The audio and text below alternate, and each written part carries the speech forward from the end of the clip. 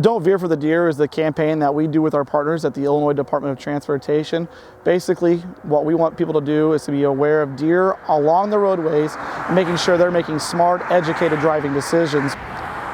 If you see a deer, especially if you see them from a distance, slow down. They're not typically out there by themselves. So if you see one, be aware that there's probably one or two more behind them before you proceed to go forward.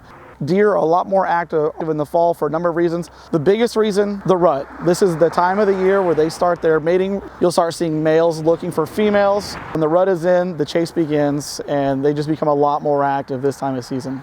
If you see one coming towards you and there's another car coming towards you, maybe a tough situation, but we actually encourage you to turn towards the deer versus turn towards traffic, because by doing so, not only are you putting yourself in harm's way, you're actually putting another driver, another passenger in harm's way as well.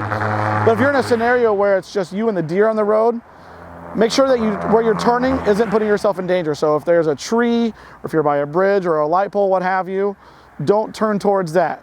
Turn yourself away from the least dangerous situation. So if that happens to be a deer, while sad, that is the safest thing for you and your passengers.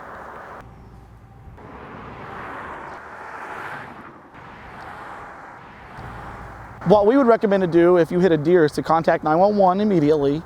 And if the deer you hit does not die from the impact of your vehicle, you yourself cannot put the animal down.